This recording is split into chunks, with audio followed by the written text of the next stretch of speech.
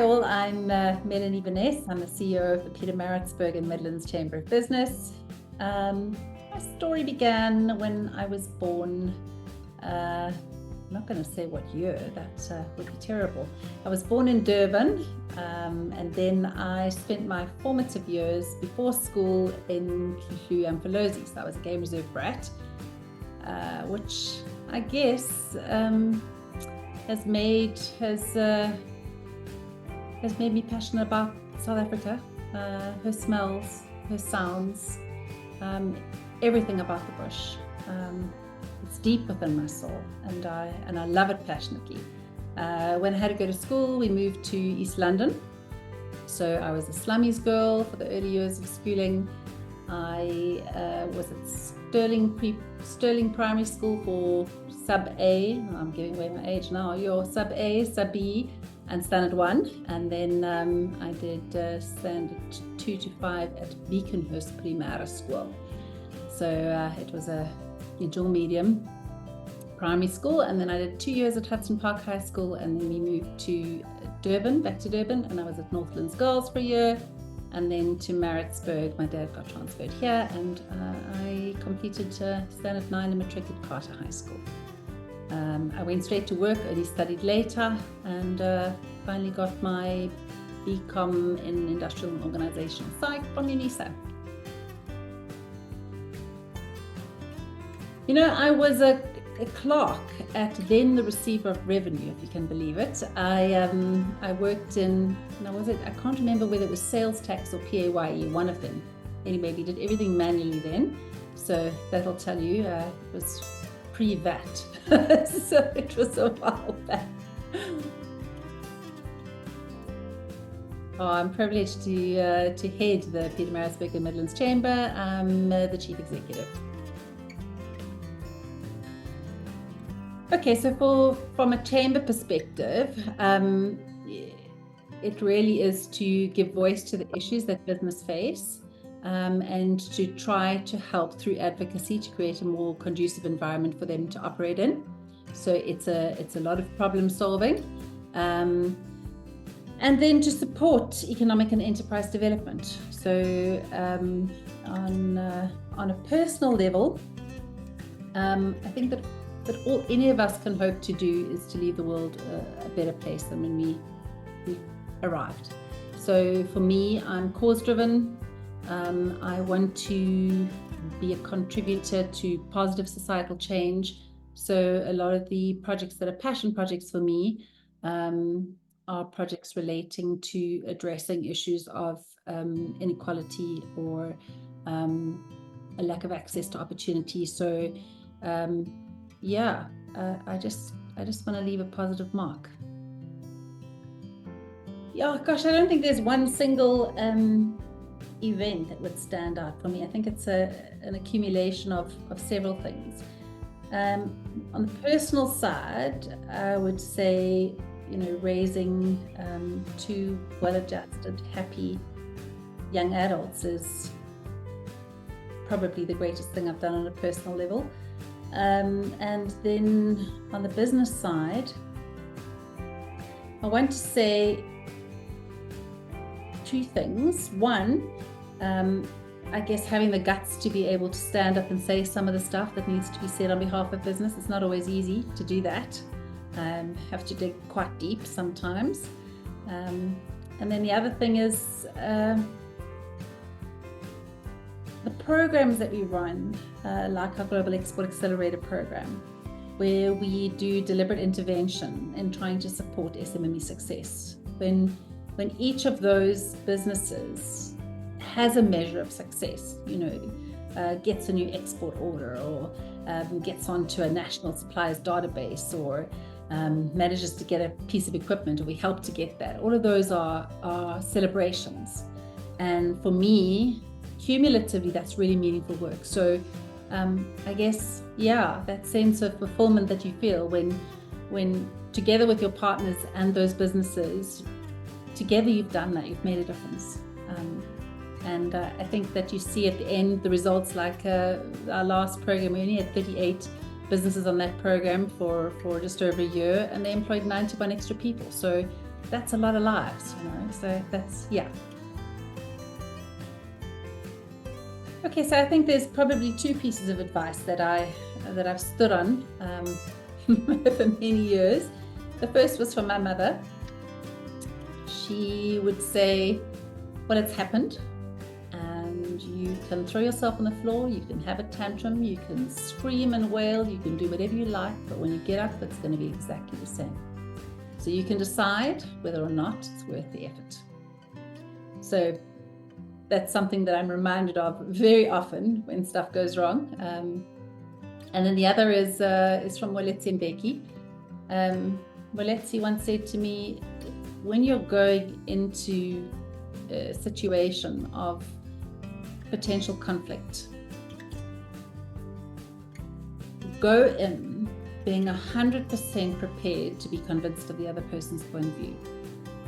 If at the end, after really listening, you are not convinced, then prepare yourself to convince.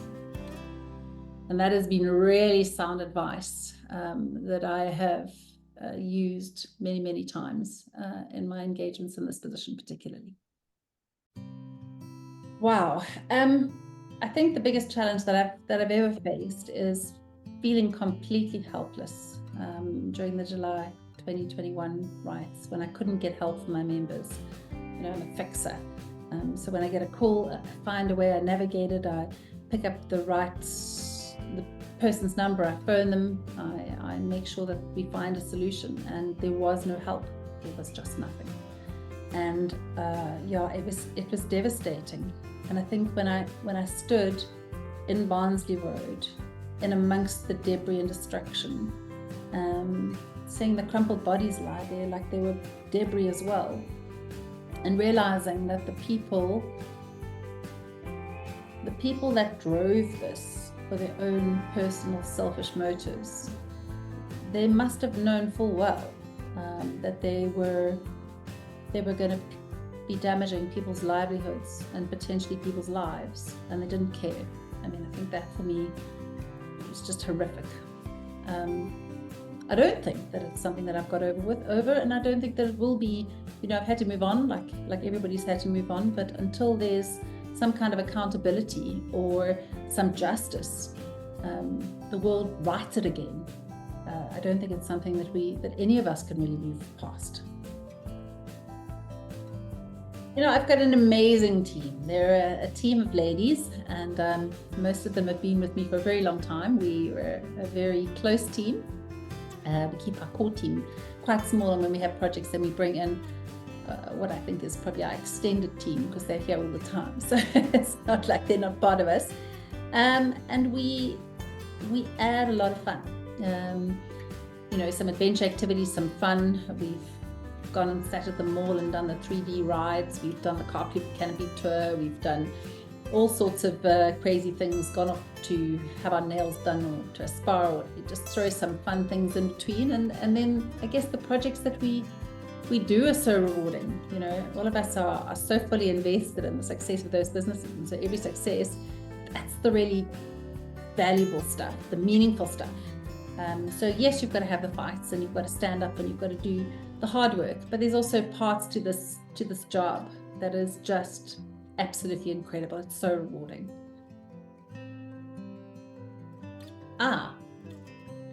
Okay, so I think I'm going to say that it's questioners, thinkers, people who seek new understanding, people that are willing to question their own truths, people that really want to listen to other people and change their thinking. So I'd say people that speak truth to power as well, and I'd say people that advocate for positive change, just for positive change's sake, not for having any personal agenda. Moletsi Mbeki, I mentioned earlier. Moletsi will always be one of my favorite people. He's probably my most influential mentor. And then I'm also quite a big fan of Tani Ivita, I must admit. Okay, so I would love to see business operating in an environment that is conducive for them to operate in, so that they could operate to full potential. I'd like to see an economy where we have the majority of our population economically active. But I guess we'll certainly advocate for that, but I guess that a lot depends on the election, upon the leadership that we get.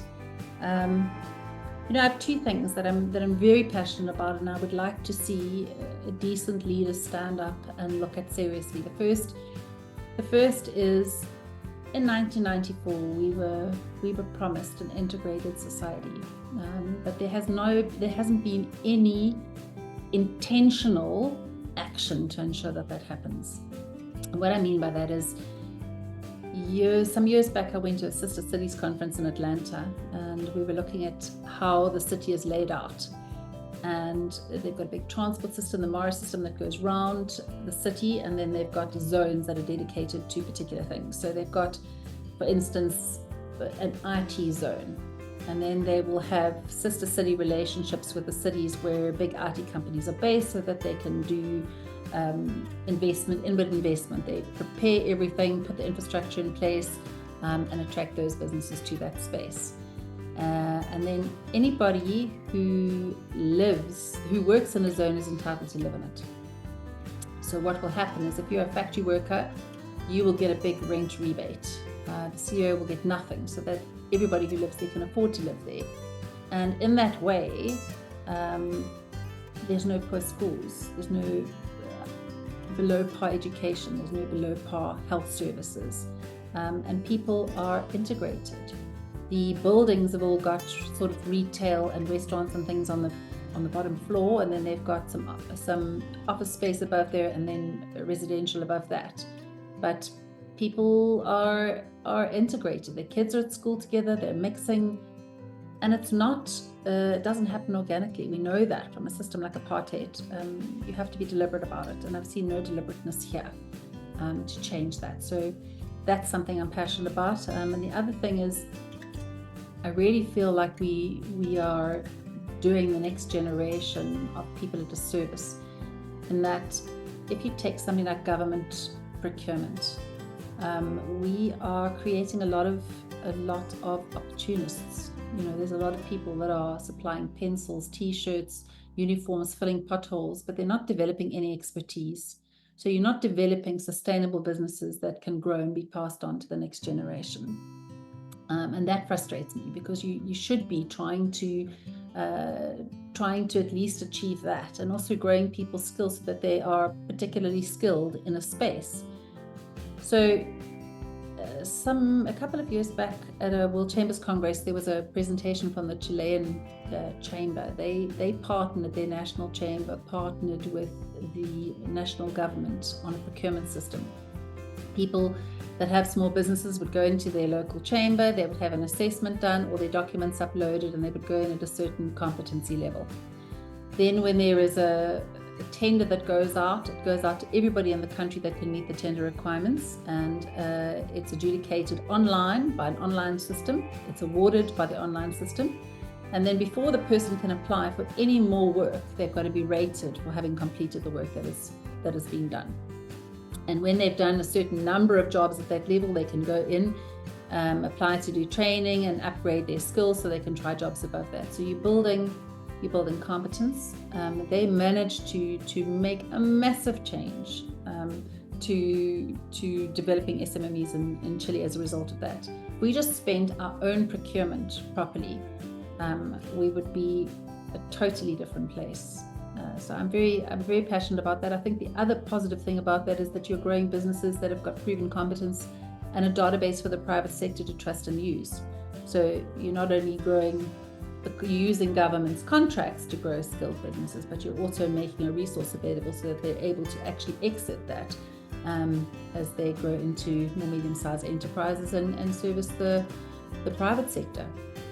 So yeah, I think those are the two things that I would like to hear from a leader. How do you plan to use government procurement, and how do you plan to deliberately engineer integration? I do. I think that if you ask my friends, they would tell you that I would say, keep doing what you're doing, as long as you're adding value and it's adding value to your life, and stop doing it when it stops being fun.